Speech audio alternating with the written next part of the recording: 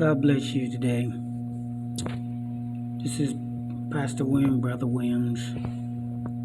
Well, today I just wanted to dig into some of the things that are going on in this nation,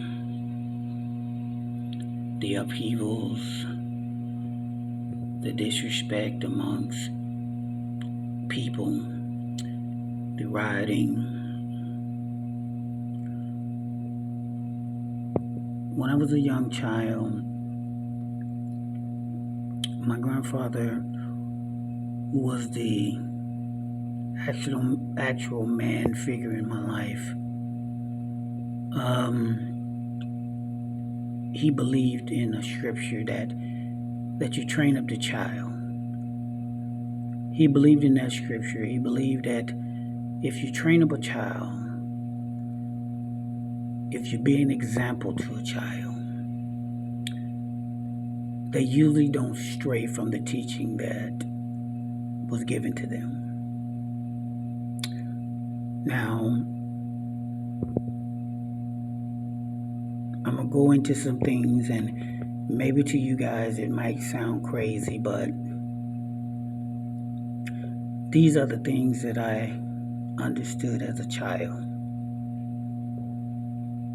When I was growing up, my grandfather used to talk to me about certain things in his life. My grandfather was a World War II veteran. He used to tell me how he was treated when he came home from the war, that they couldn't wear their uniforms. They was treated pretty horrible.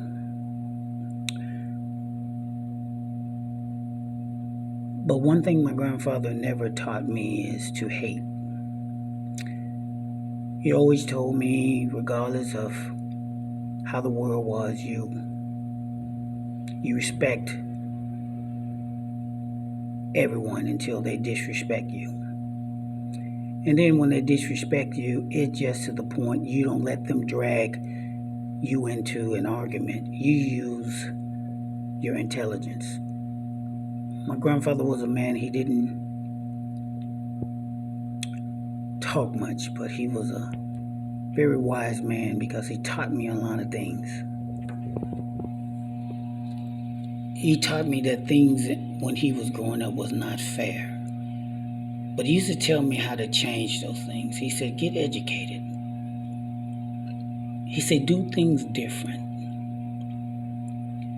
Because when you constantly show someone different, no matter how much they feel that you are one way, after a while, if you keep pouring clean water into a dirty glass, after a while you can't see anything but clean water.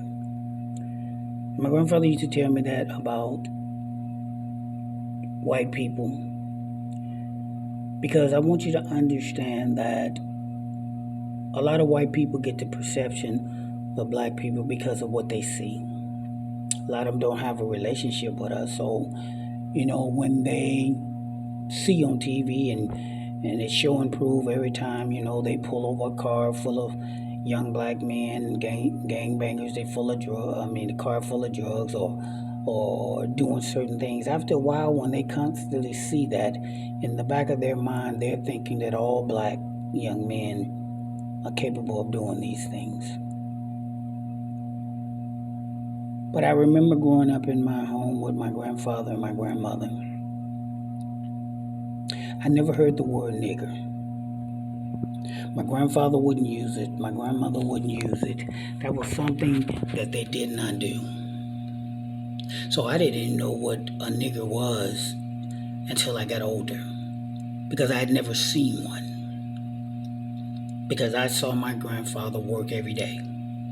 I saw my grandmother work every day. My grandfather used to walk across a field every day to work at a drugstore to take care of children that we was his grandchildren. My mother worked. My grandmother worked and cleaned houses, and the crazy thing about it is they own their land. They own acres of land. They own their home. But of all that they taught me never to be a beggar. They taught me to go out and get mine. But they did let me know that things wasn't fair. But how you get it done and make it fair, you do not let anyone put you in a box. So you got to understand the problem is that my grandfather them didn't have to tell me when I was growing up that I was somebody, because I saw it through them. I saw the way they carried themselves. I saw how they loved each other. I saw how he loved my grandmother. I never saw my grandfather call my grandmother out of her name. I never saw my grandmother disrespect my grandfather in front of us. We stayed in a child's place. That's where we remained. Even after my grandmother and grandfather, after I got grown, I had that respect. My grandfather never told me to go out and disrespect a cop or disrespect any authority, because I remember he said, if I teach you that that's okay to disrespect them, after a while, you'll start disrespecting me when something that we don't agree about.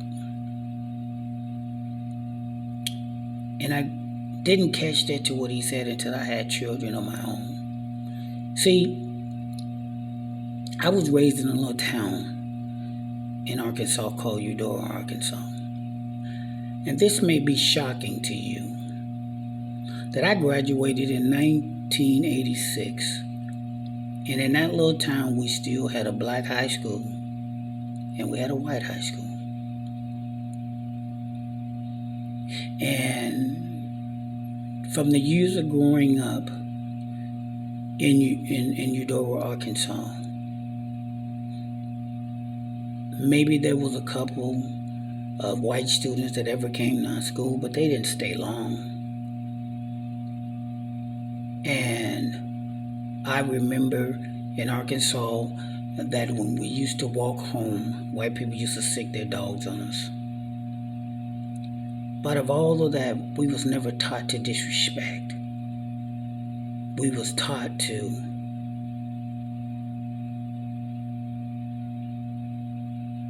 get education. We was taught to beat a person at their own game, learn what they know, and then use it for your benefit. See, I remember growing up and we had a clinic in Eudora. And I was a little kid, and I remember there was two sides in this clinic. They had the white side and the black side. And the doctor that ran that clinic would not even see a black patient until he was done with all the white people. And I saw many black people die laying out on the lawn, laying outside. My cousin, mother, my aunt who I loved, she ended up getting sick, and they took her to that clinic, and the doctor wouldn't see her, and they had to drive her to the hospital that was close to Eudora. It was called Lake Village, and she died on the way because the doctor refused to see her. But even all through that, I had to learn and understand that as a black man, I had to realize that to beat hate, you can't do things that you can't fight hate with hate. You can't do it. If I hated the way they treated me, why would I turn around and treat them the same way? That's a hypocrite. If I'm fighting for justice and I don't give justice, what good is me to fight for it? My grandfather never pulled punches with me. He never told me in my lifetime, he said in his lifetime, he He never thought that there would be a black president, but he never discouraged me. My grandfather always taught me to be a man. He always taught me that a man is not determined by how many babies you can make. A man is determined by a man that can control his anger.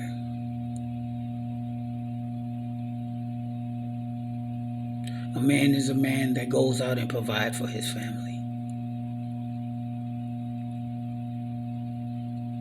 And even though all of those things that my grandfather taught me, the main thing he taught me is to always be respectful. I've been called nigger, I've been called all kinds of things. Even when I've worked in the law enforcement, even people that you try to help, they would call you nigger or they would say anything. But I didn't let that get under my skin, because one thing I realized, my grandfather always used to tell me, it's not what people call you, what you answer to.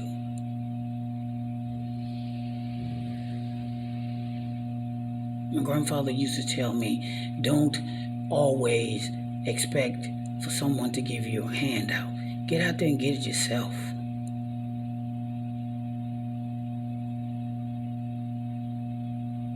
I just want people to understand that in this life,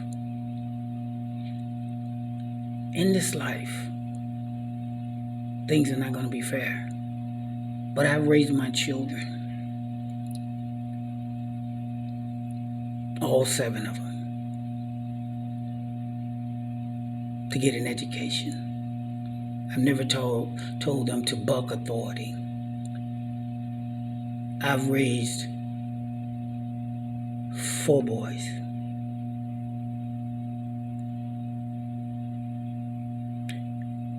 And I want you to understand that neither one of my children that I've ever had to go to jail to get my children. Yes, my children have been pulled over by police officers in their teens as they was driving. But I taught them one thing. Don't argue with authority. If they're wrong, we'll deal with it in the courtroom. Because that argument, you're not going to win at that time. Be respectful. Yes, sir. Follow the commandments. Because I taught my children, I want you to come home to me. And if we feel that whatever was done to you wrong, we'll deal with it.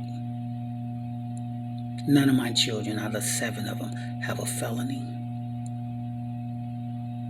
None of my children have really been harassed by the police, because I taught my children, you don't hang with trouble.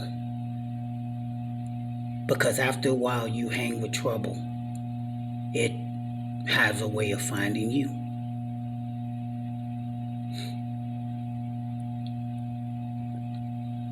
And I was an example to my children. My children didn't hear their dad saying the nigger word.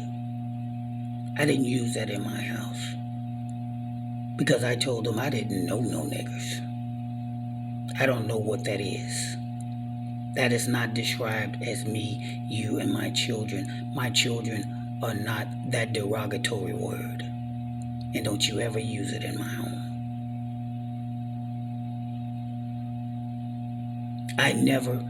My children, my daughters never saw me call their mom the B word, or ever call her out her name, because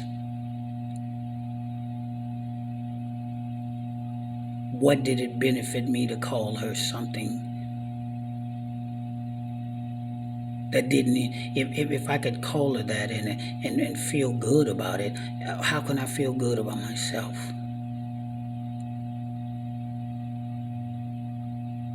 And my uncle used to tell me, there is only a couple of reasons why a man should ball up his fists.